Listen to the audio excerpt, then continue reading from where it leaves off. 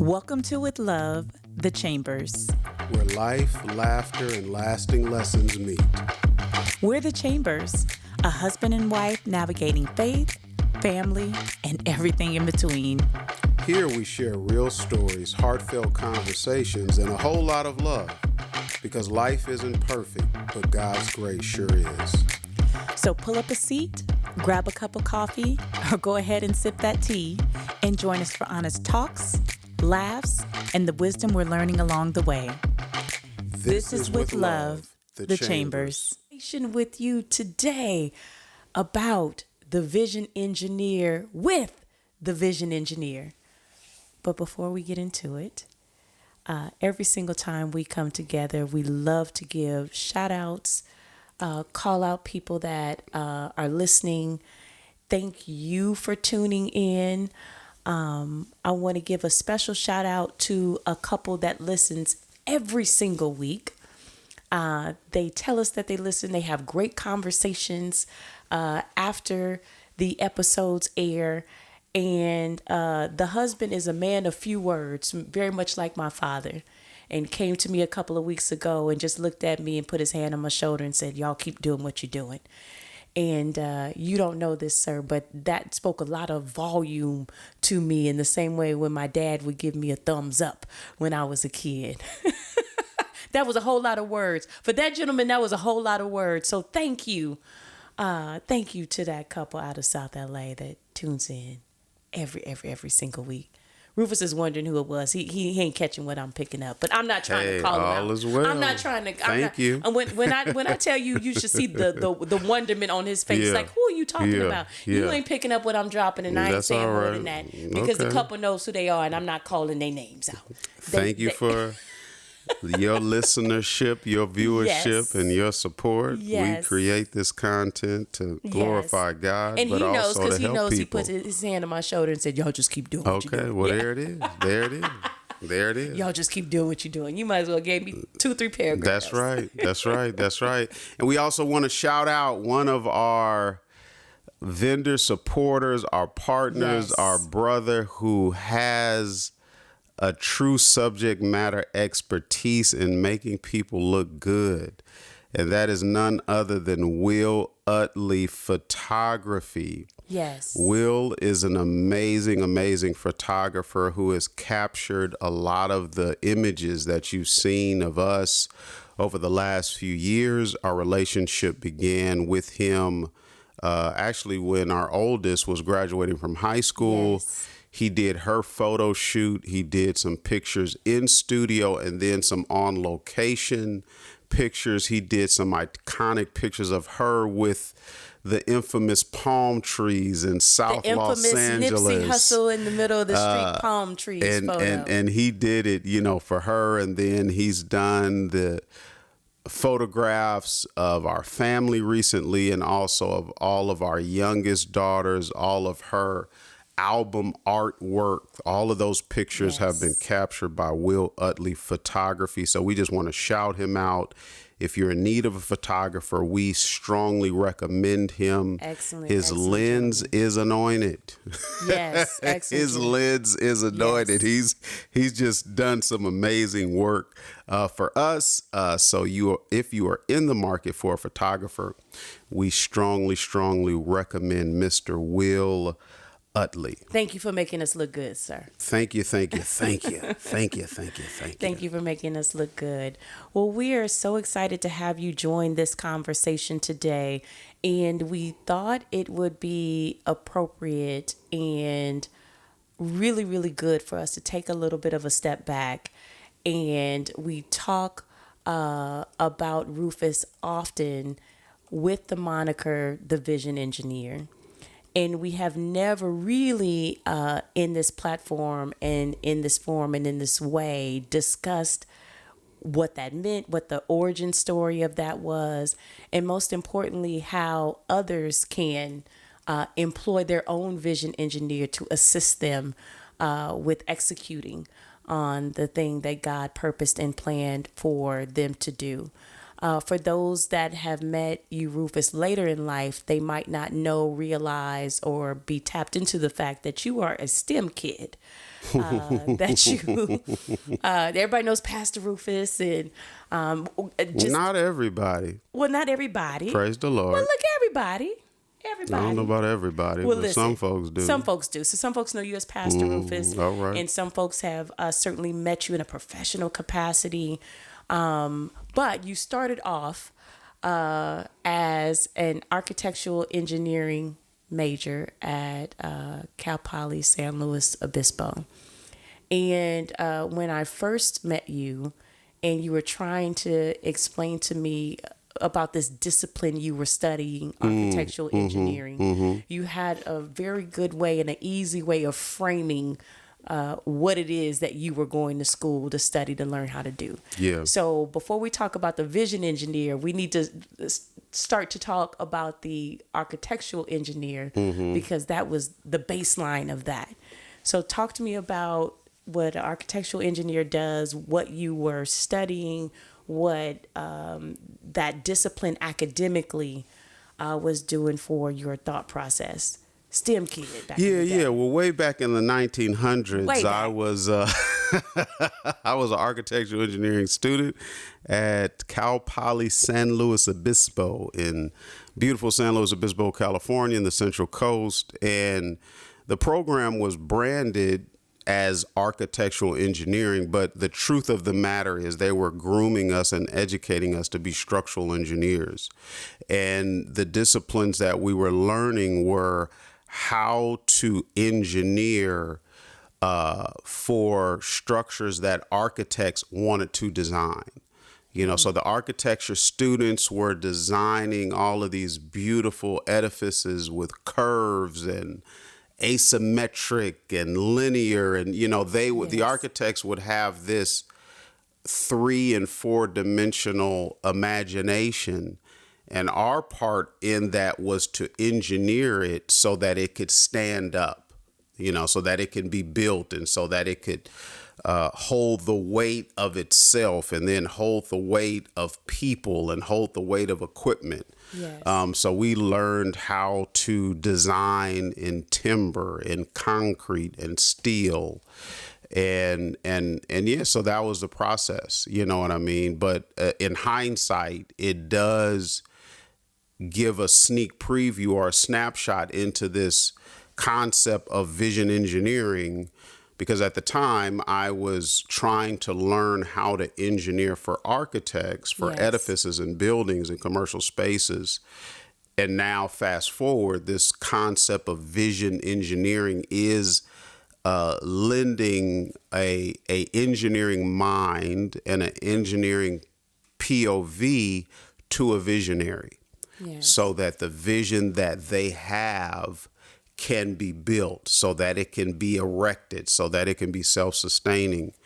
And but you know, to answer your question about school, that is what the process was. And you know, I went through that program and graduated, and when I was coming out of graduation, I interviewed with both structural engineering firms and general contractors, and I decided to go work for a general contractor because the compensation was more, and I felt like I would learn more in a shorter period of time by working for a general contractor. And I have no regrets in doing that because it was a very compressed learning process. Working for, you know, a blue chip general contractor.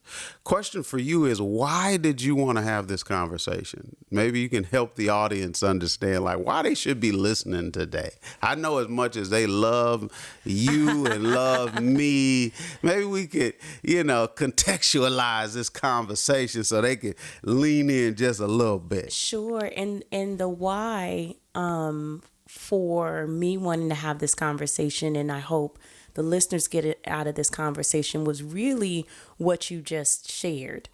And the way I give what you did academically as an undergrad in a quick snapshot is you went to school to help a visionary's vision stand up. Yeah, In So simple layman terms, absolutely. so there was an architect that is an artist, so to Yeah, speak, or absolutely. someone that is a creative, but Absolutely. they have no idea about how to do the math. Yeah, that's true. That's true. So, how deep do I need to build my foundation? Mm-hmm.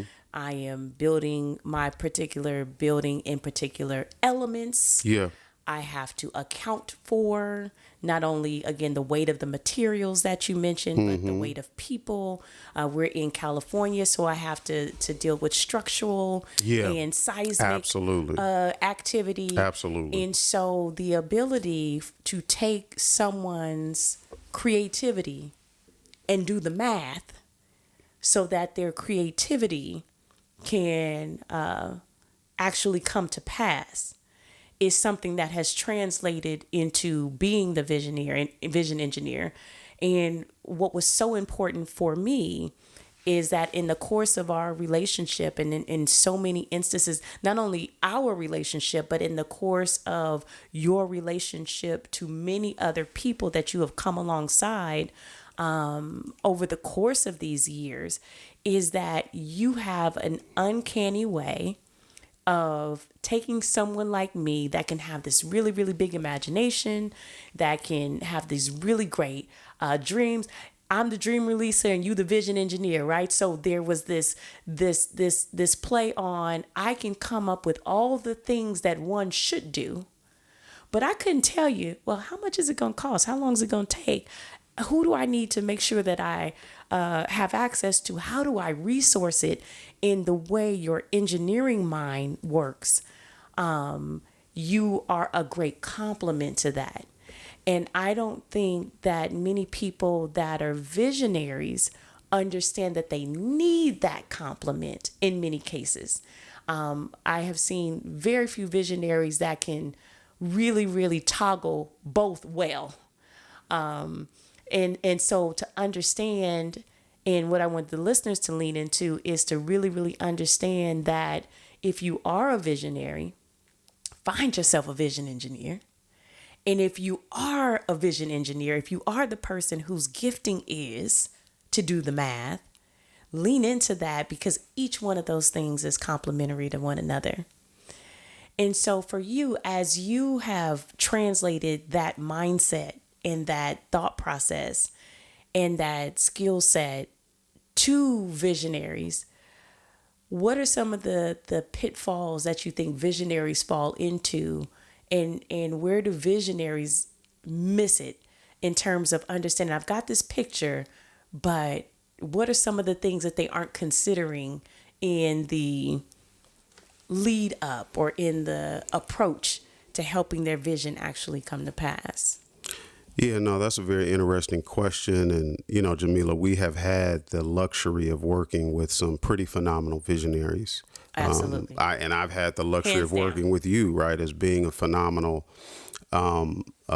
visionary in your own right, right? I think that when you said that, the first thing that came to mind for me is a visionary, number one, needs to pace themselves so that they can have the freedom to imagine and dream and write vision. But they also need to have a working knowledge and understanding of the people that are surrounding them, their capacity, their strengths, their weaknesses, because sometimes there's a disconnect because you'll just, a visionary can just say a thing, but it's going Sure. into this echo chamber of people that have strengths and limit and weaknesses. Sure. They have mental capacities, they have emotional capacities, they have spiritual capacities, they have physical capacities that may or may not align with the vision, right? Or Yes. the speed of the vision. So I think pace is important. You can outpace the people that are called to be the feet to the vision, and you will be very frustrated. So I would say that's one thing. I think the second thing that comes to mind is, and it's funny to me, some visionaries, they really fall in love with hearing themselves speak. And they will speak as if them speaking is the solution to every problem. Mm-hmm. I praise God for visionaries that are tremendous communicators. Yes. But there's a time to speak, and then there's a time to plan. There's a time to strategize. There's a time to put together a working plan so that those words can hold up. And we've had this conversation within the last week in that, Yes. Organizations will get very upset and frustrated with the output of their employees and staff. And what is something I always say? It's hard to hold people accountable to something you have not taught them or imparted into them. It's as if you're trying to make a withdrawal from your staff or your team of something that you haven't invested. Yes. And again, but the visionary may come into the room and just say, oh, I just need to talk to them. Yes. They need a good talking to. They need a good lecture. They need a good rebuking, or they need to be chastised. And, and sometimes, again, how I'm wired, I'm sitting there like, that's not it. That's not it. I was in, recently in a corporate setting where, the visionary would come into the room, and this person was older in age, and, there was a generational gap. Sure.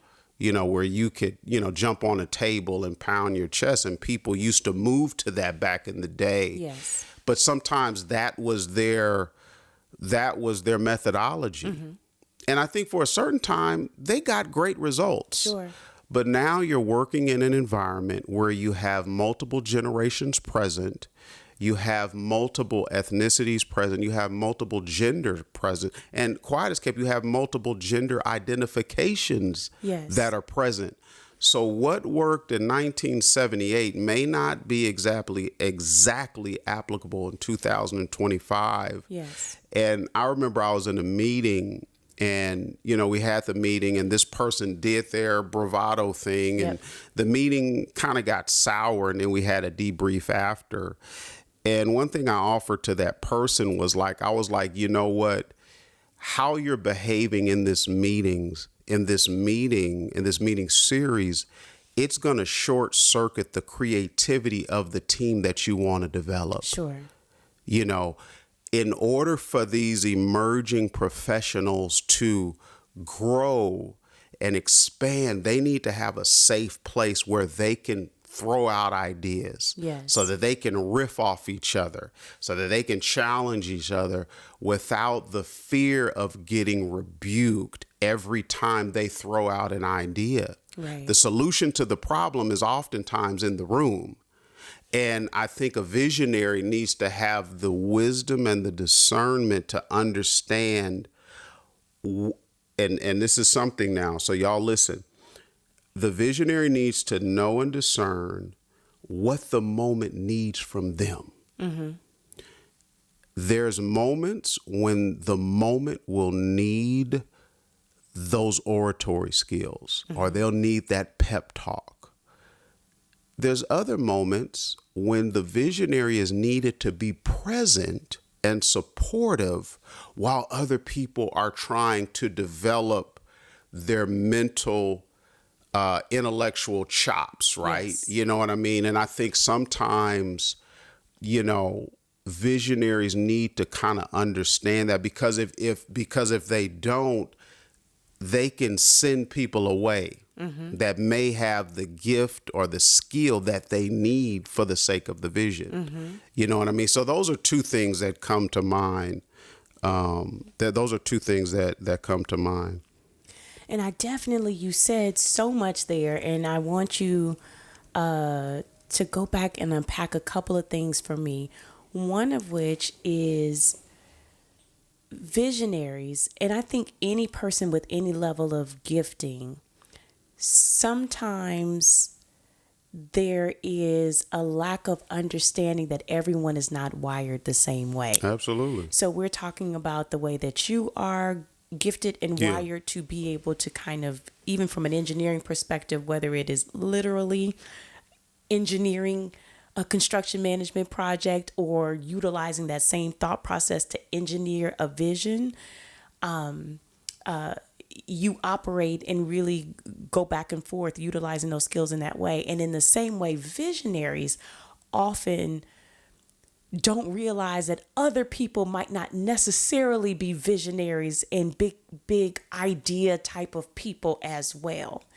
So having that relationship with someone that can help you translate that is so key and so important. And I think that is some of that rub and some of that frustration from visionaries saying, well, maybe if I just tell them the vision again or write it down again, that they're going to catch it this time, and others aren't necessarily wired to catch it. They have other giftings and other strengths in other ways, that they have particular anointings and giftings.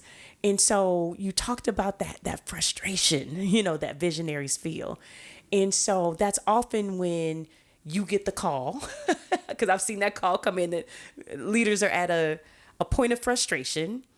And that's often when there's some intersection with you in some way. And I've seen that in the marketplace. I've seen that in ministry.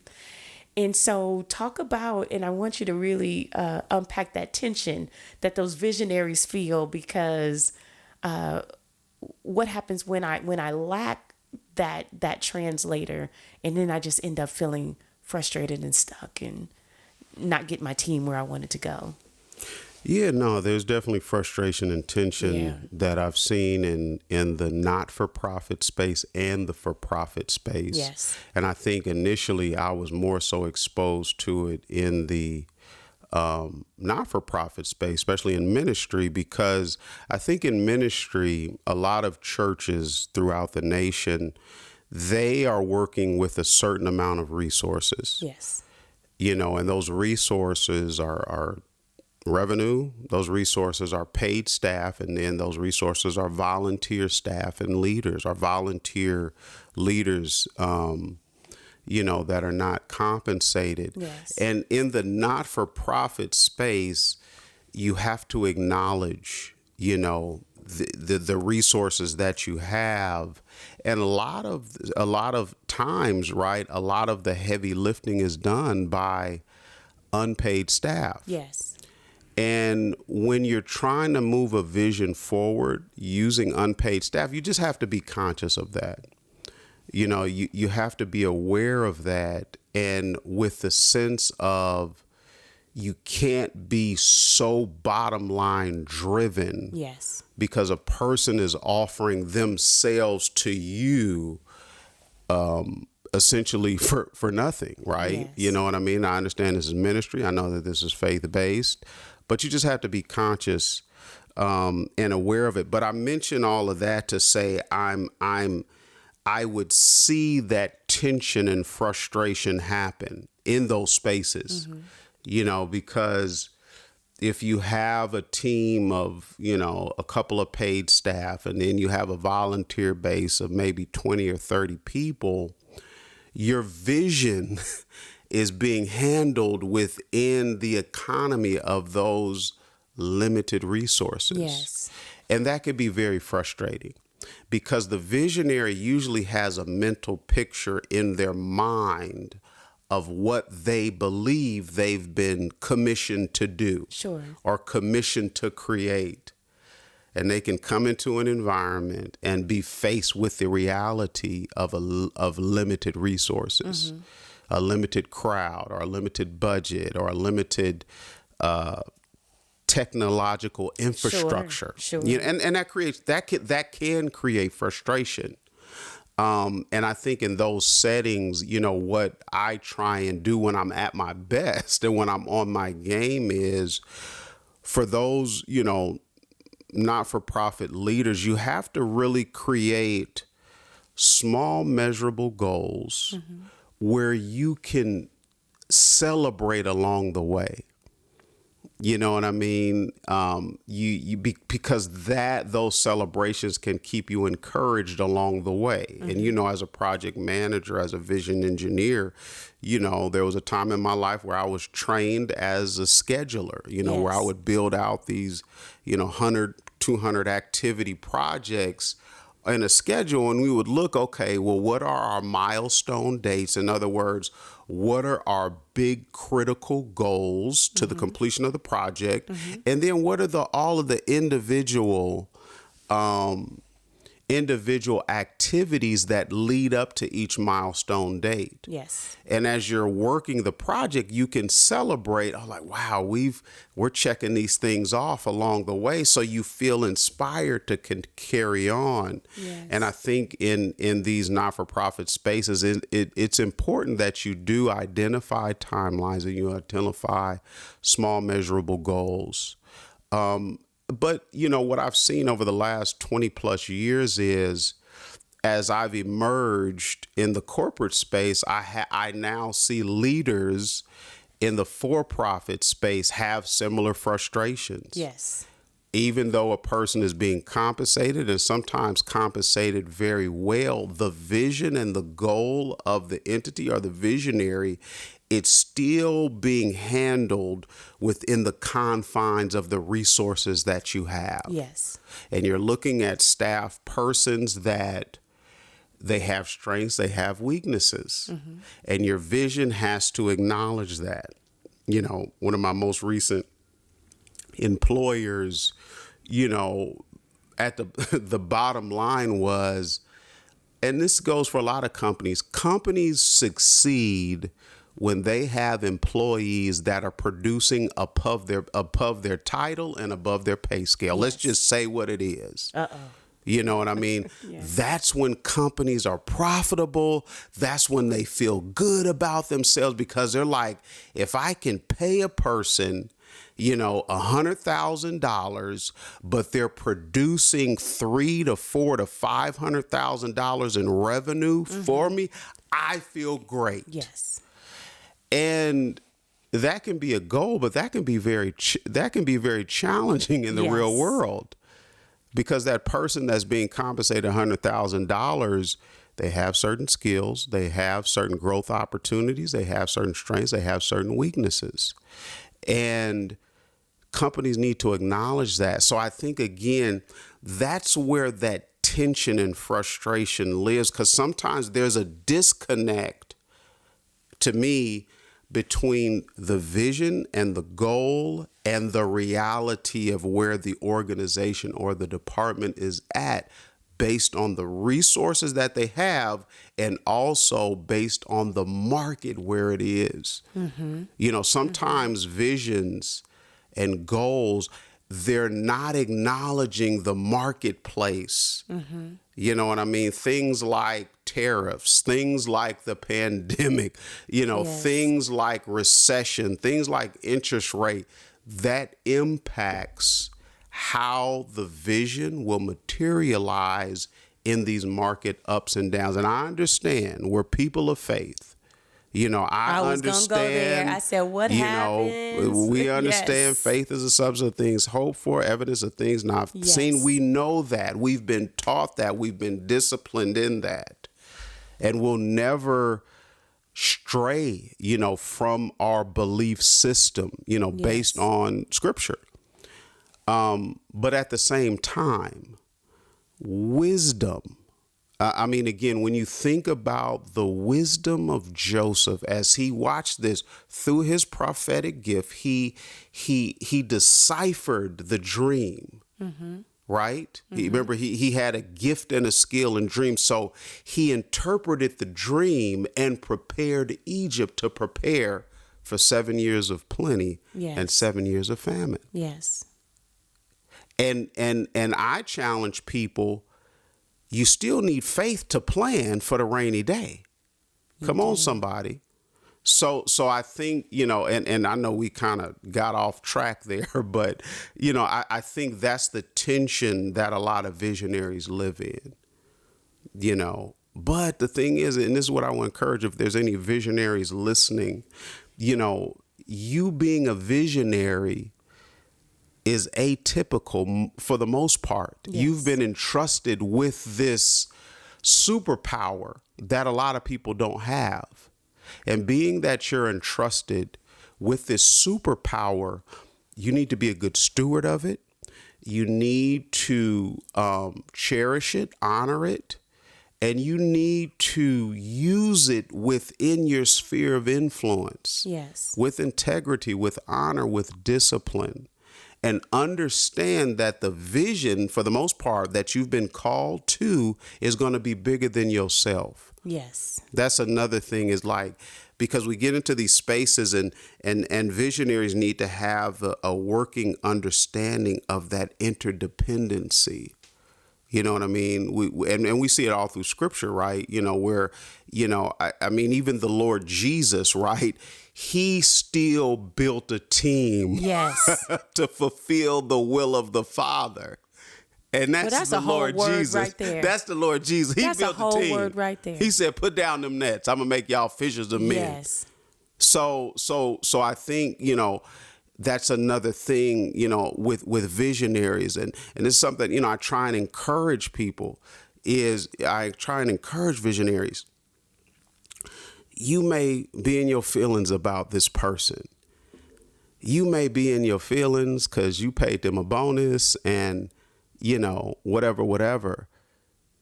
Their role is still critical to you fulfilling the vision or meeting the goal that the board has established for you.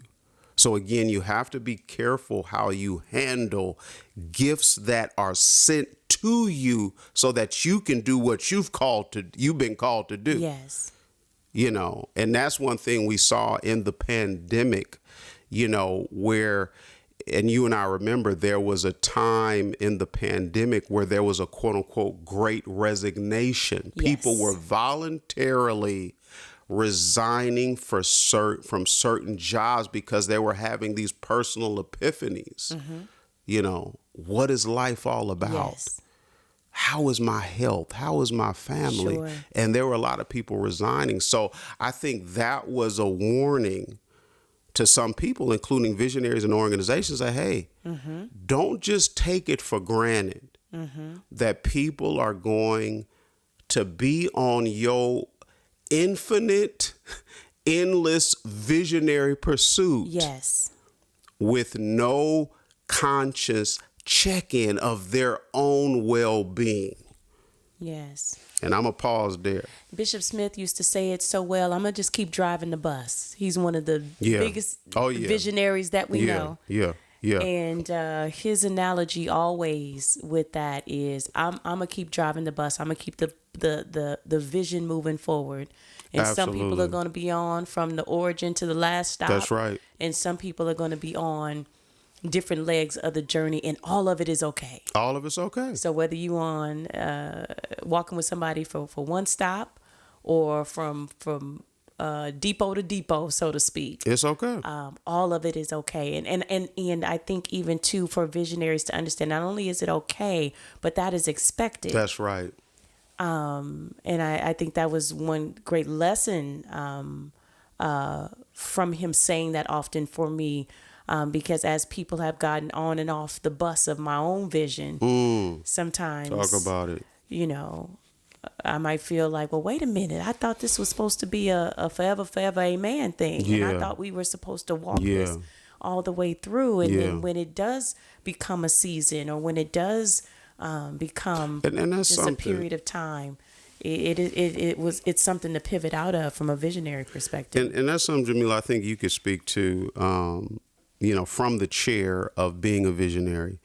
You know, you have this, you know, larger than life personality. You know, you have, you have this charisma that is atypical, right? It's a superpower, you know what I mean? Where you can come into a room and just light it on fire. You know, with humor, with wit, with charisma, with pizzazz, with presence and all that stuff. But what you have found out is, I know for you as a visionary, when people don't like you, there's something there. You know what I mean? And I think as a visionary, part of being an effective visionary is being able to handle rejection. And I guess for you, how have you walked that tightrope of you could come on and people can just, oh my God.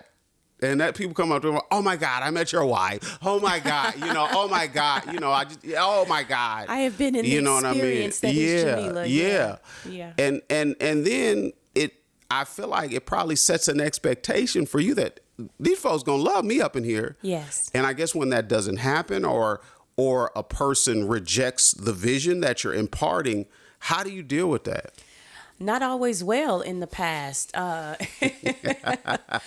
for full transparency, Heavens no. Heavens no. You don't say. And a lot of it, like literally all jokes aside, a lot of it is because that's not something I've had a lot of practice with.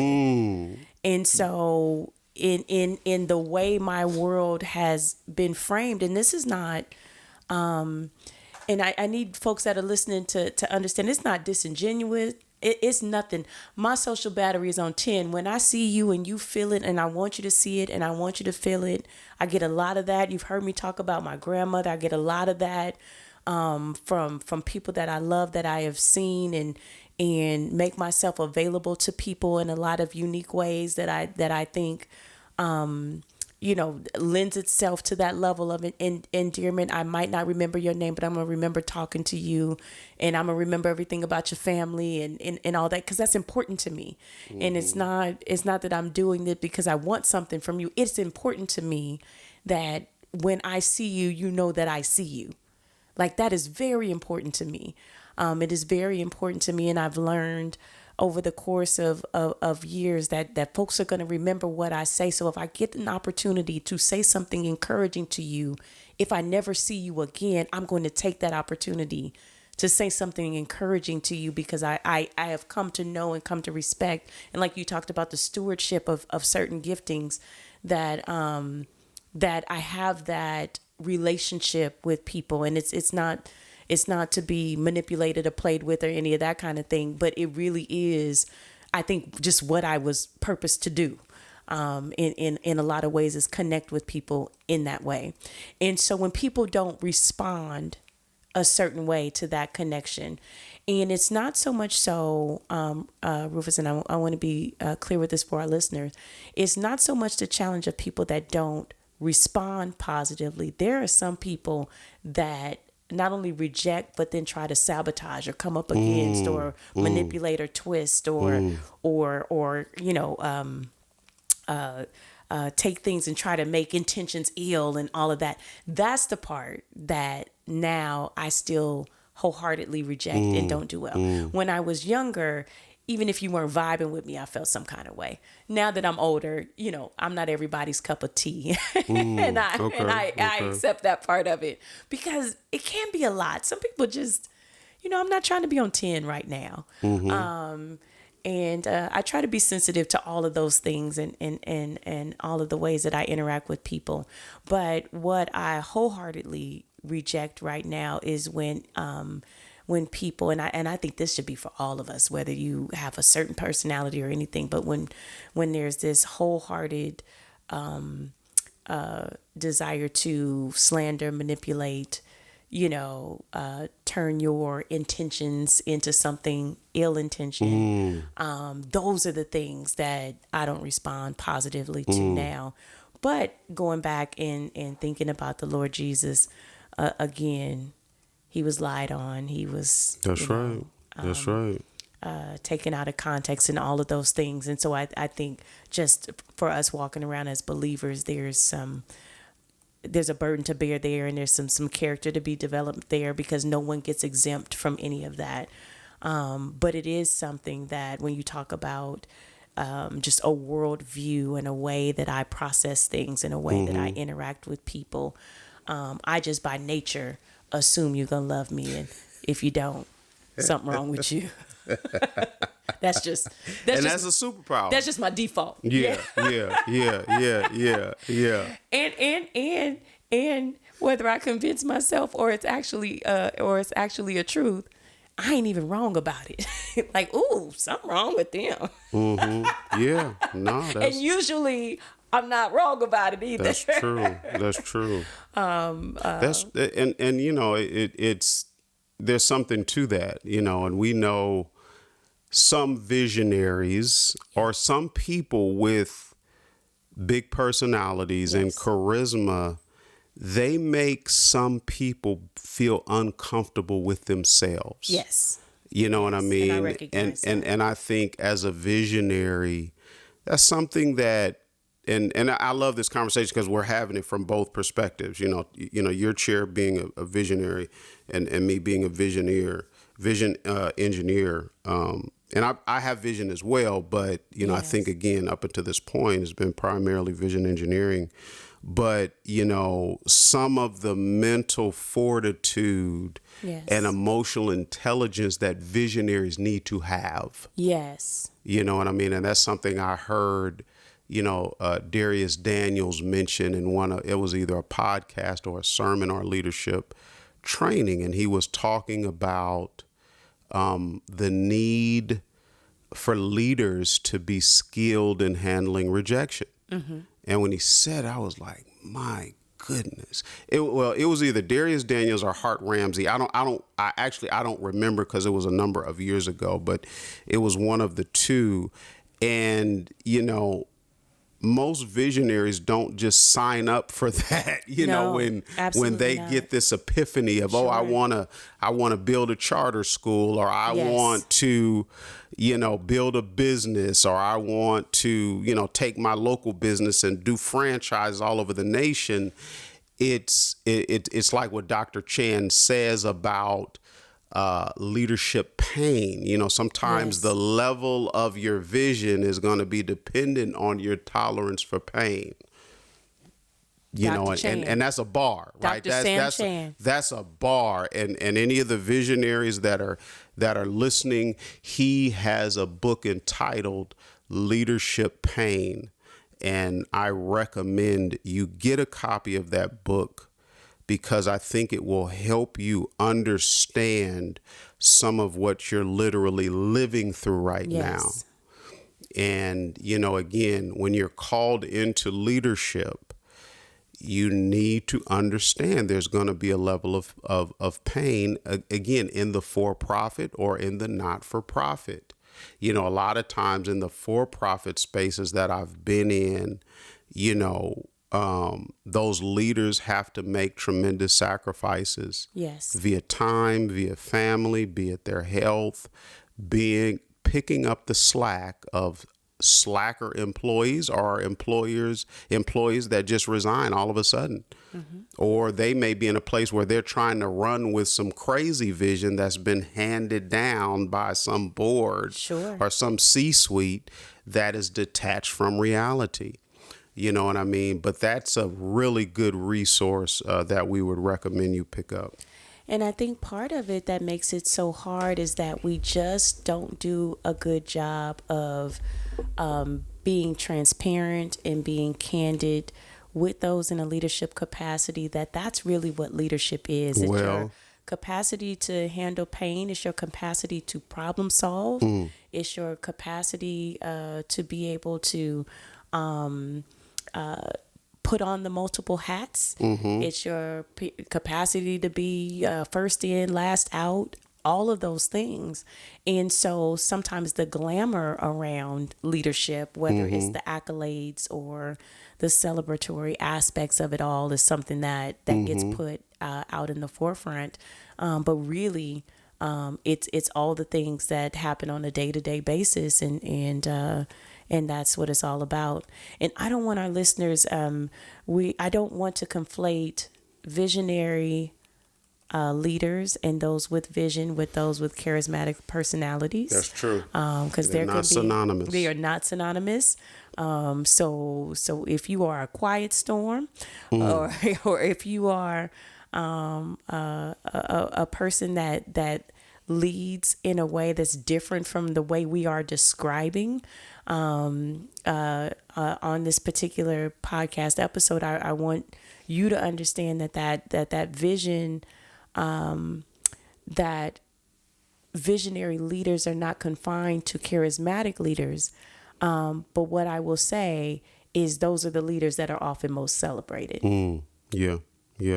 Right. And we've talked about that in so many different capacities. We celebrate our athletes and our entertainers, but not our educators to the same degree, or not our community and civic leaders to the same degree. And so I want to be careful, just as we were talking about this conversation about visionaries and people that have a visionary posture. That doesn't always mean that that you are the person up front.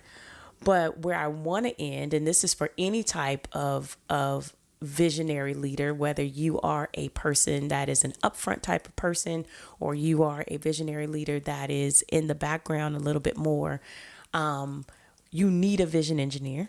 You need to identify people that can act as vision engineers to help you. What do they say? If you want to go fast, go alone. If you want to go far, go together. Any vision that God has given you is going to be too big for you to execute on independently. It's going to require you to mobilize, encourage, lead others. And so as we close out today, two things from you, Dr. Chambers. How do we identify vision engineers in our own life? And then how can they continue to read more, pray tell, about whether or not their vision needs an engineer? How can they go about getting more information outside of this podcast, I wonder? Yeah, no, that's a great question. I am, identifying a vision engineer, Yes. For yourself I won't say it's easy. I think there's, you can find vision engineers within your organization, or you can find vision engineers on the outside, of your organization. And one thing I always do is, when you think about, 1 Corinthians 12, and, now we got to go Bible, one of the spiritual gifts that is listed is administration. Mm-hmm.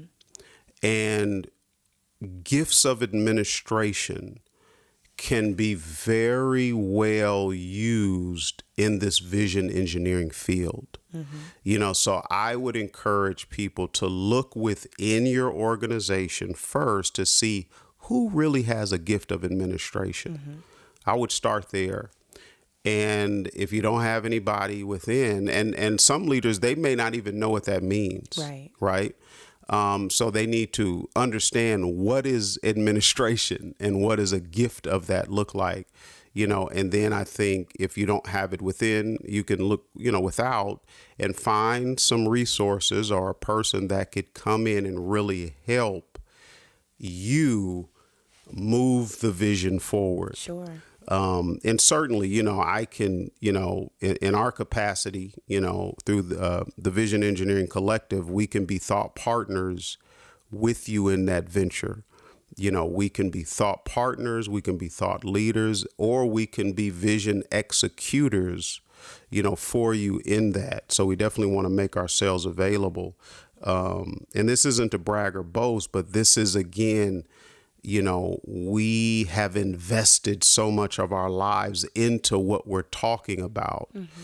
And we realize, this skill is not for ourselves, it's for other people. So that's why we're making it available. So I'll say that. And then as far as, I did write a book a number of years ago. I'm not sure what year. Don't it may have been. Yeah. It was a number of years ago, Yes. But the book is entitled, Does Your Vision Need an Engineer? And it's available on Amazon, or you can reach out to me directly and I can get you a copy. It's not a long book, but it is a very potent, small book. And Yes. It really describes a methodology of, the mind of a vision engineer, how you can, be a good steward of your vision and put some infrastructure behind it so that it could come to fruition. And it's it's something that I wrote based on my life experience, literally working for visionaries.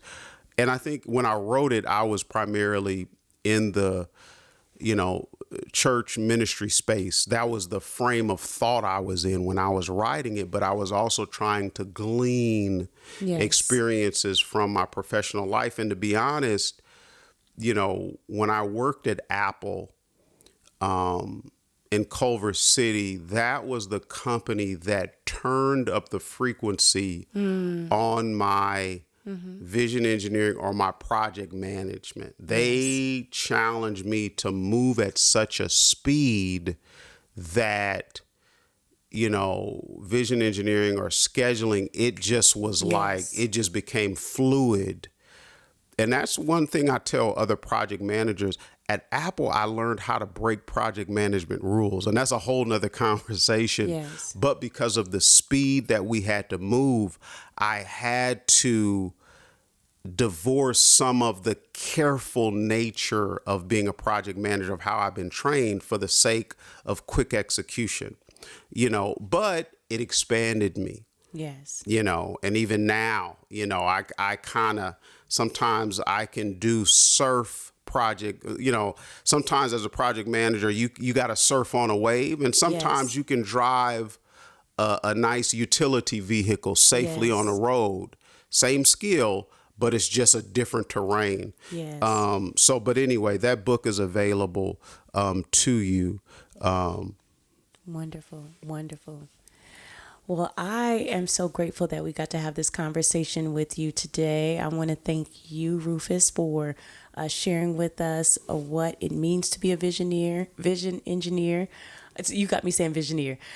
What it means to be a vision engineer, letting us know how we can get your book. Does Your Vision Need an Engineer? Available on Amazon or anywhere you buy books. And we look forward to having you, the listener, join us next Wednesday. So we're going to sign off for now, and we look forward to connecting with you again next week. All right. Thank y'all for tuning in. Hope you have a wonderful, wonderful week. Hit the like button, hit the share button, hit the subscribe button. Help us get the word out that there is a conversation being held and the microphone is on, featuring With Love, the Chambers. God bless.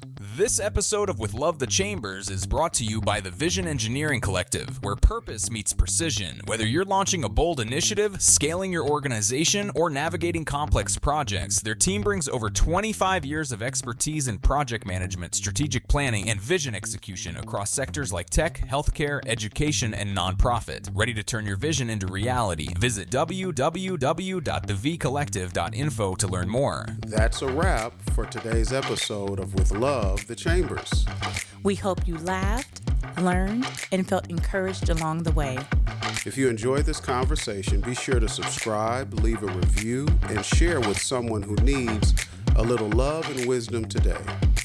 You can also connect with us online on all social media platforms at Rufus Chambers Online and at Jamila Chambers. We'd love to hear from you. Until next time, keep living, keep laughing, and keep learning with love, the Chambers.